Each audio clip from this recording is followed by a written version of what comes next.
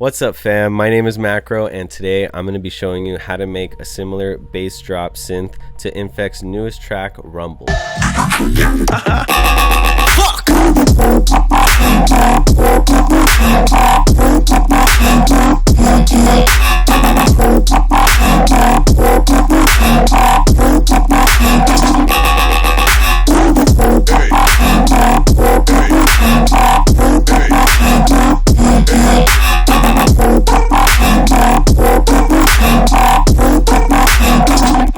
So INFEKT is like the vegan rhythm god of our generation. And he just came out with an EP probably like a week ago on Disciple Roundtable, and it is really good. But he's got a couple of live stream videos out there where he shows how he uses like phaser and vocoder to get his sounds. I know it's been a while since I put up a video, but I've been hooked on Naruto lately. I've been binging it a lot, and hence like the Naruto Sasuke battle going on behind me. So I hope you guys really learned something from this today, and if you do, make sure that you leave a like. It helps the channel out a lot and lets me know that you guys enjoy this kind of content. Subscribe, put the notification bell on so that way you can keep up to date with me and get notified when I have new videos that come out. You can also follow me on Instagram. It's MKROOFFICIAL. If you stick around to the end of the video, I'm going to show you guys how I master tracks and the type of mastering rack that I use. But other than that, we're going to get straight into the sound design. Alright guys, so here's what I made inside of Ableton. Fuck!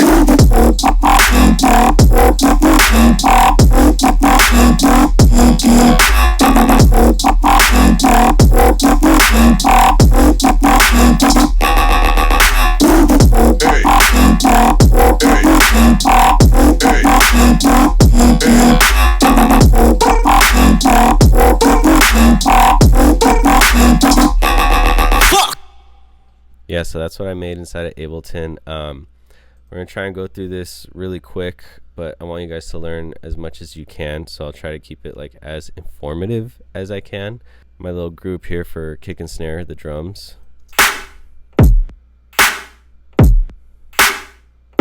Decap I use for kicks. Sometimes I use Company or Virtual Riot's kicks and Sultan's kicks. They're really good, but for this track, it seemed like he had a very like deep kind of kick, something really thumpy, so I wanted to go with one that Decap had.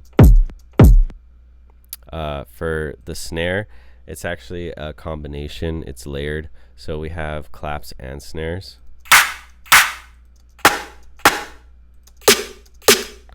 When it comes to like layering, usually what I do is I use audio, and then I'll create fades on them and layer them like that, and then I'll do like some EQ work. I don't know if I did any on here. The only one I did was on this Diablo snare from Diablo's pack on Splice. So it's EQ, saturation, and another EQ just to cut off the low end to it. So we'll play them all together again. So that's pretty much it. It's really basic. Usually like what I do is if on rhythm, I'm not going to have the same kind of hi-hat hitting each time. I like to differentiate it with two different ones. So these are them together. So I used one from Diablo's pack, and then I used one from Decap's. So that way like I don't really have to play with the velocity too much or put it into MIDI. There are two different ones. You could use like a open hi-hat and a closed hi-hat, whatever like fits the type of song you're going for. I also have the sub bass here, like I always use like in all of my tutorials. I use the Tisoki sub from his Splice pack. You guys can download that too, and you also get it too if you're downloading the Ableton project file. Also, I noticed on my analytics for YouTube that a lot of you guys watch on phones, so if you have a chance, plug in headphones if you're watching on a phone, or else you're not going to hear this. And this is kind of important too, because for his track, his sub, it's going up a pitch, like right here. It goes up.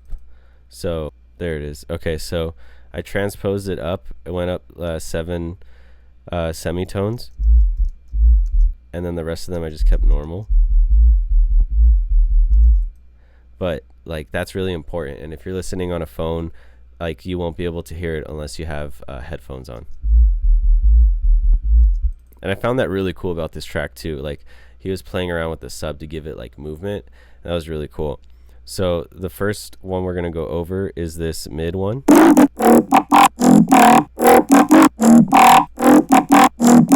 Which is super cool, and I'm gonna warn you right now, there's a lot of automation that goes into it. So I'm unfreezing and freezing, so I hope my computer doesn't crash. This always happens. So let me just put the automation back on. God, it sounds so wet. It sounds so good. So I'm gonna take all of these off, and then we're gonna go one by one so that way you guys can see what I'm doing. And also remember that if you don't have Ableton, you can still use these kinds of plugins to make a sound similar to this. And if you have Ableton, you can download the project file from the description below. So I gotta remember to keep this over here because my face is gonna be on the left side. It's really simple, guys. So when it comes to like using Serum, you just need like a basic wavetable and movement, some processing, and then you go into the post-processing, and then that's where things get a little bit more complex, but that's what gives it like its oomph, like what makes it unique, what makes the sound. It's called acid. There it is, acid. And then I put the wavetable position not at like the fundamental. I brought it to 89, and I have LFO3 in this shape here, controlling the level, so it's giving it its movement. And then LFO2 I made a little different, and I brought it to rate about half the speed of LFO1. So I made it 1/2 instead of a 1/4, and I had that control the wavetable position. So that's how it sounds. It sounds a little bit like guttural or like vowel-y. And you can see I have some macro knobs here, and I'll show you guys what I'm doing with those. Hence my name, Macro. So we'll go into the effects. We've got hyperdimension. Learned this from, I don't know if I used Companies. I think I used Virtual Riot's stereo widening like thing that he talked about on one of his newest live streams. So you can see it's getting manipulated here. I think it's coming from the hyper that I mapped it to. So it's gonna bring it up on like every other hit, so that way it makes it really wide. But this is what Virtual Riot showed, how to make it really wide, putting a unison of 7 and then bringing the mix up at certain moments to emphasize it being bigger and wider. So you can hear it really doing that with the macro. After that we have diode 2. So this is like it's a form of distortion. Diode 2 is really cool because if you have the mix all the way up and you just play with the drive, it kind of acts as like a volume tool, I guess. And then I put a phaser on after that.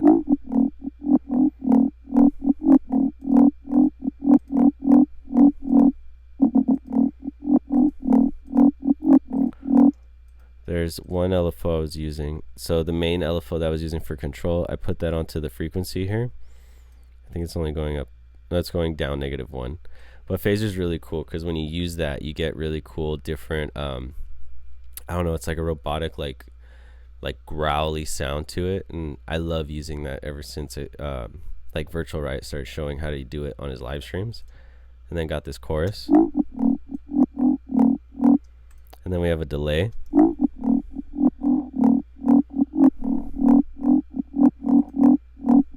So I have the macro here for, and I put in delay, and I mapped it to the mix of the delay.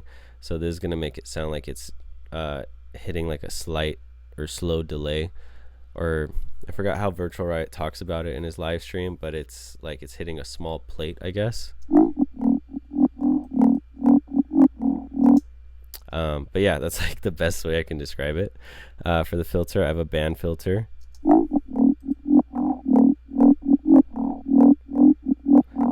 It's on that band 12 in the normal category. And then I have a macro going to the cutoff. So this is just helping like give a bit of like characteristic to the sound, making it a bit different. And then I have OTT, multiband compression.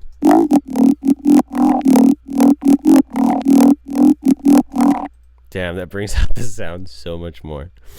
All right, so here's the modulation for like the macros that I have, and also the LFO rate.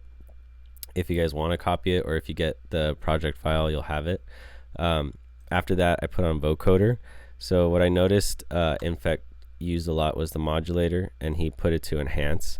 He said you could choose it as precise or retro. I chose retro, and he turned the range all the way up. And then for the low end of it, he brought it all the way down to 20 hertz. And bands, he kept pretty high, so I just kept it to 36. I didn't play around with the levels inside the vocoder, but he mainly messed around with the depth, the formant, and the dry and wet, so that's what we're automating.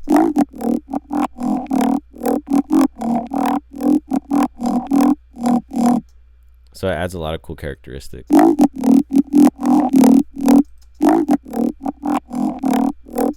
But when you use the vocoder, you're going to end up like losing a lot of the volume, so later we're going to bring it back up with this saturator actually. For me, I wanted to use Yeoman because I wanted to have a bit of a metallic sound. So with Yeoman, usually I bring it all the way to the bottom right for the modulation, and then I play around with the dry and wet, so that's what I did on this one. So for the first half of the drop, I only had it at 8%, and then it goes up here to 14% on the second half.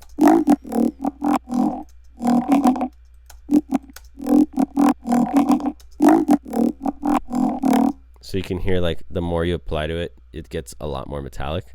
Then we got saturator to bring it up with some distortion. And then I put a second vocoder on it using the same kind of technique. I still kept it on precise. I switched it to precise. The first one I kept at retro, so this is gonna help it like differentiate a little bit from the other vocoder. But I use the same technique, like depth, formant, and dry and wet, being like modulated and manipulated. So after that, I put a phaser. This one's cool. You get a lot of different sounds. So if you play around with this little knob here in the middle and you change the poles, and you can switch it to space or earth, I think. Yeah, so you can, I liked it on space, and I kept the dry wet to what I liked in terms of like blending in the phaser sound into the like sound I was sound designing. You guys can do that too. Just make sure like you mix it in little by little until it's like where you want it, so that way the phaser isn't just completely taking it over. After that, I brought the volume up again with saturator. And then he talks about using LFO tool as like a secondary LFO. This kind of helped with the side chaining too, which is really cool. If you guys don't have LFO tool, you can always create this with volume automation. I would suggest making sure you put utility onto your like your rack, and using utility rather than like the volume control over here, because when you use a utility, you're able to manipulate the volume of it, and it's like separate from this volume for like the track on Ableton. So when you start like mixing and mastering and you're bringing these levels down, the utility like automation that you're doing to bring volume up and down to balance, it's not going to get messed up. It's kind of gonna like go with it. So that's what I recommend using instead if you don't have this LFO tool. So yeah, that helped with a lot of the side chaining, even though I'm side chaining already with a compressor on a bus. Then I have this VR fat rack, and then I put this reverb on here. It's not really acting as a reverb throw, but I have it very slightly added. So I have 8.1 for the first half, and then 14% on the second half, just to give a bit more like width to it.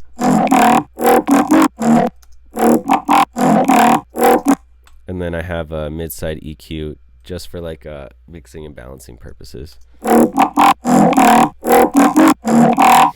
Because I wanted this to be like the middle bass and like the main one that you really hear, that's why I brought the sides down and I kept the mid-range up. Mine doesn't sound exactly the same. I feel like for some reason my sounds are always very like either deeper or they're like growlier and barkier, like a dog, like a deep animal or monster. Like you hear that, and then like you hear his. Sorry, I gotta take the EQ off. Oh, it's automated, guys. I'm sorry.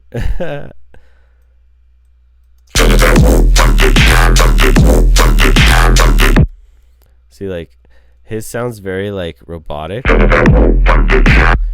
Gosh, like robotic and stuff, which is cool, and I really like it.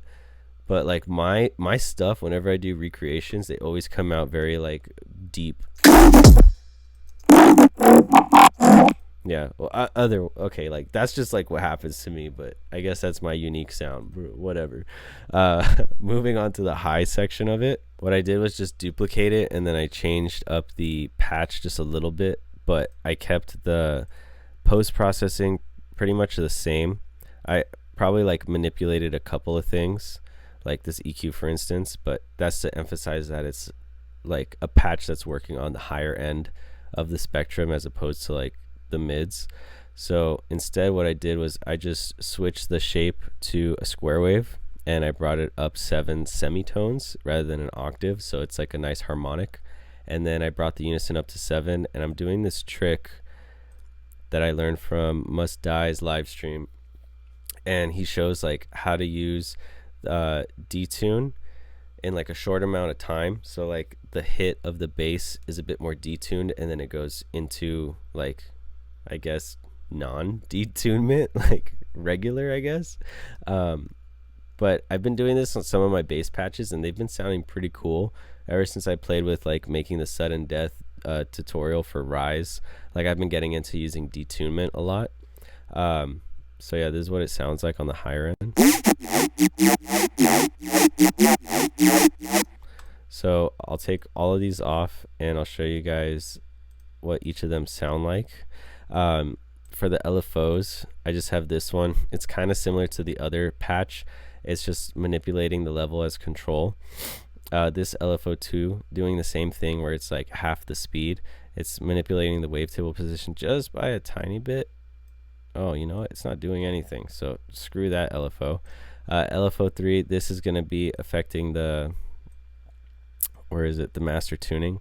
I think I forgot to talk about this on the last patch. So on the patch that I just went over, the mid girth one, if you go to global and master tuning on this matrix here for LFO3, then you'll be using this LFO to mess around with it, and usually I bring it up. So this one was at 3, and then I change the arrows to just going to the right instead of left and right. But yeah, I think that's the only thing I forgot about that last patch. I'm sorry, guys. But it's really easy. That master tuning, that helps so much when it comes to like making rhythm and like bass shots, because it's kind of giving it what is it, like going up in pitch a little bit on each hit, so it like helps give like a nice flow or like a boat rocking motion to it. So that's without any of the effects on, but you can hear the detuning going on from this LFO. So into the effects, we got hyper, we got diode 2, phaser. So you can see how that's already starting to change the sound. A little bit of chorus, using the same kind of delay I used in the last patch. Using the same band pass filter, band 12. Compressor to bring up the sound. And then I have the same macros here. Like I said, it's like, it's the patch, and I just duplicated it and started messing around with it. After that, I have vocoder, doing the same thing as the last one. So see, with Yo Man on this time, I'm not having it on the bottom right, I'm having it over here on the left, so that way I'm accentuating more of the metallic sound. Saturator, vocoder again, phaser, saturator, fat rack again, and then EQ8. So I'm using the mid side EQ where I'm like focusing more on the sides than the mids. So I'm bringing it down on the mids. I think it's with 4 here. And then the sides I'm bringing up. And then actually let me put these automations back. Oh God, what did I do? Yep, so that's that. That's the high end portion of it. Next we have this flutter. This is like the beginning part where it's like da da da da da da. Let me see. And then it goes on every fourth. Wow. Wow. So that's gonna accentuate those hits, and that's what he has too on his track. So let's unfreeze that, and we'll get into the sound design of this. Okay, so in Serum, I'm using another basic shape. Like I said before, just using basic shapes and really good post-processing is gonna help make sounds be more like unique, and you don't have to get too complex within Serum. So let me take the effects off, and then you guys will hear what it sounds like before any of these. And it's super, super simple. You just gotta get creative with it.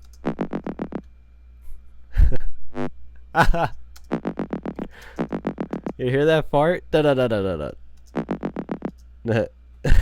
Ooh, it smells. Ugh, wasn't me, I swear. So I'm just using this smooth square. Smooth square, it's in my massive wavetable like folder. So if you guys don't have the massive wavetables, you can download the Serum patch and you'll have it. But I would recommend getting it because it's fun to play with those. Like you get really cool sounds out of it using these wavetables. So I use the same technique. LFO3, LFO2, I didn't put on anything. LFO1, sorry, LFO3, that's what I'm using to control the, what is it called? Not macro 3, LFO3, the master tuning. So, you know, it sounds like a fart. Da, da, da, da, da, da. So we're going to put, take the chorus off. We'll put hyperdimension first using that same like Virtual Riot hyper technique. So it's getting messed around with the macro here. Diode 2. Phaser's giving it a cool characteristic. Chorus. Delay. Band. And then we got the compressor. So now this is where things are going to get really cool. So when we add the same type of, what's it called? The post-processing. Vocoder, same technique. Yo man, this one I'm emphasizing the metallicness a lot more. Saturator. Vocoder. Phaser again. Saturator. VR Fat Rack. EQ8. Mid-side EQ going in. And then that's pretty much the sound. Like it's using the same kind of technique and keeping it like cohesive. So the sounds aren't too different, and it sounds like one full song with the same kinds of sounds, but they're just being used a little bit differently. Fuck! Oh, and because nothing's frozen, it's gonna like lag like crazy. Now I'm gonna show you guys how I master and like the rack that I use. So if you guys got to the end here where I show this off, like props to you for watching the video because it's probably like super long. So I'm glad you're able to stick around and see this. So I was watching one of Nasco's videos, and I think it was on academy.fm. I think that's owned by Cymatics, and he showed how to like make dubstep, and he showed this mastering rack. So I copied it and I saved it so that way I can use it on my own tracks. So this is gonna be hard to explain because I kind of didn't understand it when I was making it and putting it down. So he has this utility on it, and he's using the gain to control the whole rack in itself. So it's like controlling the amount of compression to it. And after that, he has multi-band dynamics. He has these down with these like steps inside all the way down. sorry, not all the way down. He has like the line in the middle right here. He has the highs at 8,000 kilohertz, the lows at 140 hertz on this side here. He has all these selected on, and then on the right he has attack and release at 20 milliseconds, 80 milliseconds, 20 milliseconds, 80 milliseconds, and then the same thing on the third one for the lows. But these bands here are a little different. There's a lot of like small bands going on here, right, like that, and then he's got some more equal bands here coming like towards the middle right here on this side, and then these are just like slightly smaller. Outputs, they're all at 0, times at 0, the amounts at 100%. So to me, like, what I remember is this is just like multi-band compression, and it's helping to like level out the sound. And like, man, guys, it's so hard to explain because I'm not good at like mastering and stuff. I just took what Nasco said and it sounded really good, so I just kept it. He's doing a mid-side EQ here. He's emphasizing harmonic points for like side frequencies, and then for mids he's just cutting it so it's like at 30 hertz, so that way it just gets rid of like that low end that you don't need, that nobody's gonna hear. After that, there's another EQ8, so this is getting rid of the harsh frequencies. Virtual Riot talks about it a lot, and I'm pretty sure you guys know about it now too. So it's taking it out at around 1,000 kilohertz, 3.5 and 4.34 kilohertz to get rid of the sharpness that you hear from songs and sounds in your ear. And then we have it cutting at 16,000 and 10,000 as well, just a little bit. Another multi-band dynamics. This is kind of similar to the other one, except the amounts are different. So the high is at 2.5 kilohertz, low is at 140 kilohertz. The difference also here is the attack and release time. So it's at 5 and 100, 10 and 200, and 50 and 300. And these bands here, they're not like short or like small and big as before. Now they're kind of equal to what was on the other side for like the input as opposed to the output. And the output controls, like the volumes here, they're all set up a lot higher. They're not at 0. We got 13.8, 16, and 15, and the amount's still at 100. Saturator is also on here, so this is helping with the soft clip, I think, because there's no drive going on. A limiter after that, so ceiling's at negative 0.30 decibels, so that way your song doesn't clip past 0 decibels. It stays like right below it. Releases at 122 and look ahead's at 1.5. That's pretty much the rack that he went over. For me, I like to put this span on afterwards just so I can see what the track is looking like from a spectral analyzer. Hey.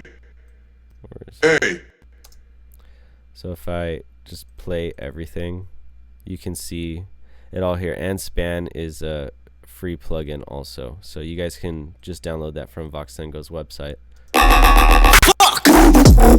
And the cool thing is you can click on hold and then see like what key it's in, what hertz is like hitting it, like what frequency, and you can start to pinpoint what's like really high and what's really low on your track. So I'll take this off again. So the sub is hitting around like G and F, mostly G.